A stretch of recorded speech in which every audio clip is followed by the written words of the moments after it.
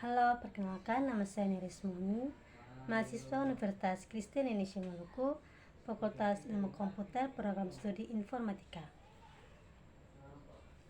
Pada kesempatan kali ini, saya akan membahas mengenai perangkat lunak atau software.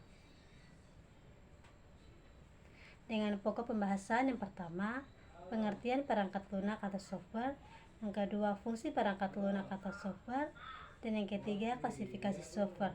Klasifikasi software itu berdasarkan jenisnya dan klasifikasi software berdasarkan distribusinya. Nah, sekarang kita akan masuk pada pembahasan yang pertama, yaitu pengertian perangkat lunak atau software. Perangkat lunak atau software pertama kali dipopulerkan oleh John Tukey pada tahun 1985 dalam tulisannya yang berjudul The Teaching of Concrete Mathematics. Perangkat lunak atau peranti lunak atau dalam bahasa Inggrisnya software ini adalah istilah khusus untuk data yang diformat dan disimpan secara digital, termasuk program komputer, dokumentasinya, dan berbagai informasi yang bisa dibaca dan ditulis oleh komputer, atau dengan kata lain, bagian sistem komputer yang tidak terwujud. Software secara umum dapat diartikan sebagai program untuk mengoperasikan komputer. Fungsi perangkat lunak atau software ini yaitu pertama, menjalankan masukan atau input dari perangkat komputer yaitu user menjadi serangkaian instruksi agar perangkat keras komputer atau hardware dapat beroperasi. Yang kedua, perangkat lunak juga berfungsi sebagai sarana interaksi yang menjembatani atau menghubungkan pengguna komputer atau user dengan perangkat keras yaitu hardware. Kemudian, yang ketiga, mengidentifikasi suatu program yang ada di sebuah komputer. Yang keempat, menyediakan fungsi dasar dari sebuah perangkat keras agar dapat dioperasikan seperti ketersediaan sistem operasi pada komputer. Dan yang kelima, penerjemahan suatu perintah software lainnya ke dalam bahasa mesin agar dapat dimengerti oleh komputer. Nah, sekarang kita akan masuk dalam klasifikasi software. Yang pertama, klasifikasi software berdasarkan jenisnya, yaitu yang pertama, sistem operasi. Perangkat lunak sistem operasi berfungsi untuk mengendalikan seluruh sistem kerja mendasar yang ada di komputer. Jenis perangkat ini merupakan platform yang memungkinkan perangkat lunak dan aplikasi lain untuk dapat berfungsi. Sistem operasi yang mengatur segala proses, termasuk mengolah memori, menerjemahkan input-output, tabel, pengkodean, dan lain-lain.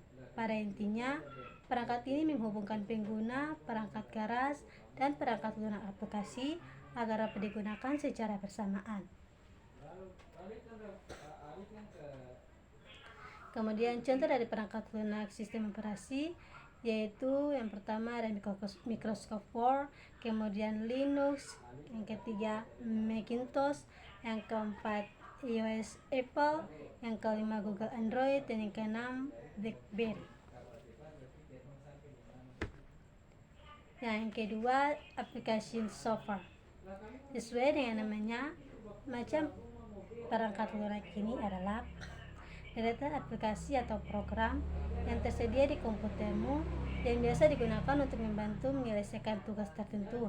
Aplikasi menjadi jenis software yang paling sering digunakan oleh banyak orang sekaligus dikenal sebagai perangkat non-essential, yang berarti harus diinstal terlebih dahulu dan dioperasikan sesuai dengan kebutuhan penggunanya.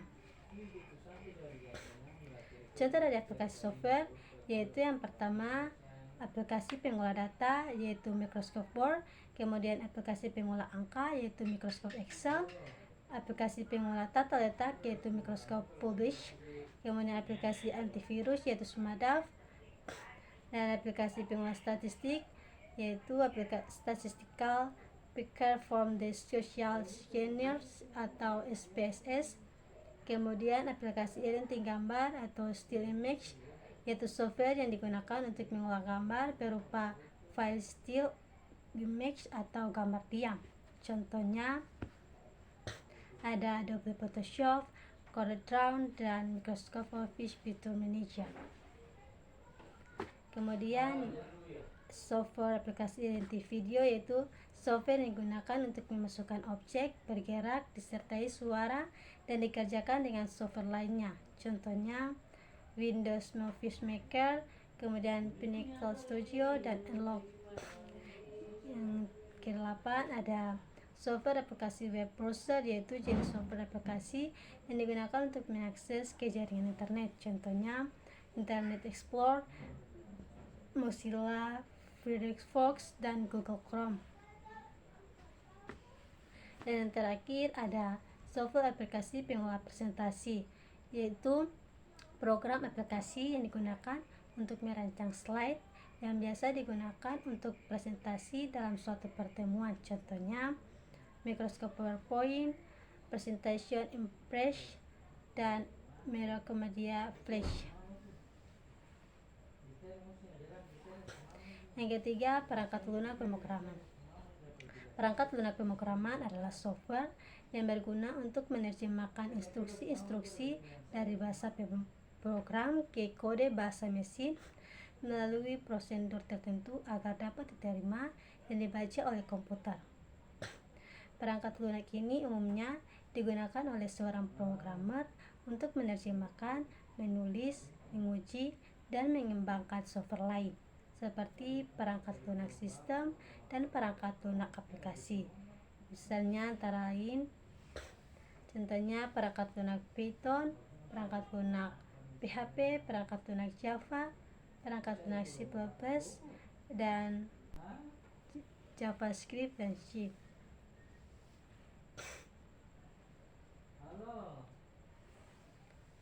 Kemudian software berdasarkan distribusinya. Software berdasarkan distribusinya yang pertama yaitu freeware. Freeware yaitu perangkat lunak yang dapat dimiliki dan digunakan secara gratis tanpa batas waktu tertentu. Biasanya perangkat lunak jenis ini memiliki fitur yang kurang lengkap dan tidak maksimal. Yang kedua ada adware, yaitu software yang bisa didapatkan dan digunakan secara gratis namun dengan kompensasi adanya iklan dan yang muncul di komputer user. Yang ketiga, spyware, yaitu perangkat lunak yang dibuat khusus untuk memata-matai segala aktivitas pengguna komputer. Biasanya software jenis ini banyak disalahgunakan, misalnya untuk mencari data dari komputer lain. Kemudian yang keempat ada open source, yaitu software yang kode sumbernya dapat dibuka, diubah-ubah, ditingkatkan, dan disebarluaskan. Biasanya software jenis ini dapat diperoleh secara gratis dan dapat dikembangkan oleh orang lain dengan lisensi GPL.